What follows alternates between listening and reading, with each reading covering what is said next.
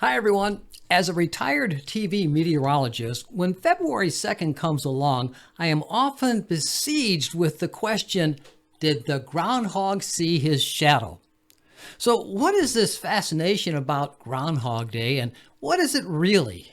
Hi, I'm Pat Prokop, and welcome to my Weather and Nature channel with this special Groundhog Day edition. This business with groundhogs, or woodchucks, began with an old German custom that was carried over by the immigrants who settled in Pennsylvania back in the 1800s.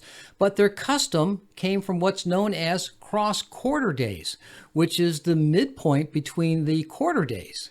All right? The quarter days are associated with astronomical information and the seasons. The 4 quarter days are near the solstice and the equinoxes. That is, the beginning of spring, summer, autumn, and winter. And they're known as Lady Day, March 25th, sometimes also known as the Feast of the Annunciation, Midsummer Day, which is June 24th, Michaelmas, September 29th, the Feast of St. Michael and all the angels, and Christmas Day, 25th of December. These quarter days were the 4 dates each year on which servants were hired, school terms started, and rents, they were due.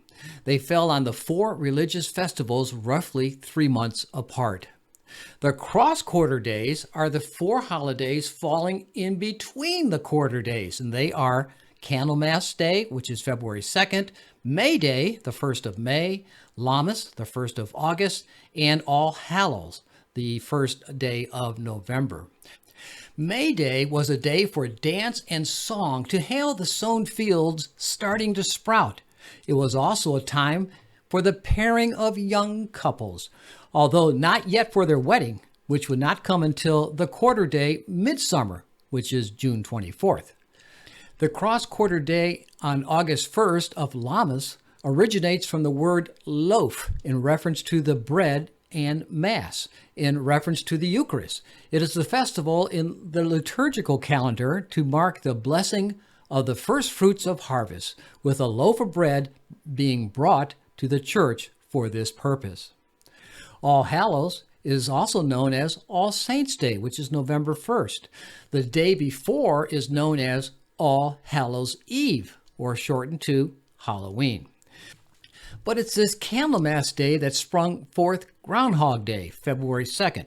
It is also the feast day of St. Bridget of Kildare, Ireland, and is more of a holy day for the Christian Church. Candlemas is the 40th day of Christmas. The name refers to the candles lit that day in the churches. It was also the time of Imbolc, the time observed in anticipation for the birth of farm animals and the planting of crops. And as mentioned, it is also the date of Christian festival Candlemas, also called the Feast of the Purification of the Blessed Virgin. Now, during the Middle Ages, particularly in Germany, there arose the belief that animals such as the badger and the bear interrupted their hibernation to appear on this day. Now, if the day was sunny and the animals saw its shadow, 6 more weeks of winter were to remain. If, however, the day was cloudy, it was a sign that the weather during the following weeks would be mild, leading to an early spring. Now, the German immigrants to the United States carried this legend with them, and in Pennsylvania, the groundhog became the substitute for the badger. So the tradition came to be, and the famed groundhog was given the name Phil from the German settlement in Pennsylvania called Punxsutawney. It even has a special borough called Gobbler's Knob, where thousands of people from all around the world wait with the Groundhog Club inner circle for daybreak and Phil's official prognostication. Since then, many new rodent celebrities sprouted up across the eastern half of the United States and portions of Canada, weighing in on their forecasting skills. You have, in Georgia, General Beauregard Lee. In Ohio, it's Buckeye Chuck. Wisconsin, he's just known as Jimmy. In Chattanooga, in Tennessee, it's Chattanooga Chuck. The French Creek Freddy is the name of the West Virginia rodent. North Carolina has, well, this is a good one, Sir Walter Wally. New Jersey's Milltown Mel. Staten Island is Charles Chuck G. Hogg. Alabama has a few, Smith Lake Jake, Birmingham Bill, and Sand Mountain Sam.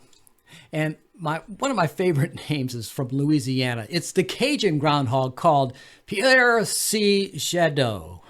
So there you have it. Groundhog Day is the midpoint between the first day of winter and the first day of spring. Does this forecast carry any weight? Well, not really. You could probably do better just by flipping a coin. Or better yet, you can just look at my 6-week weather outlook on my website that I post daily on savannahpat.name. So I leave you with this. If Candlemas be fair and bright, come winter, have another flight. If Candlemas brings clouds and rain, go winter and come not again.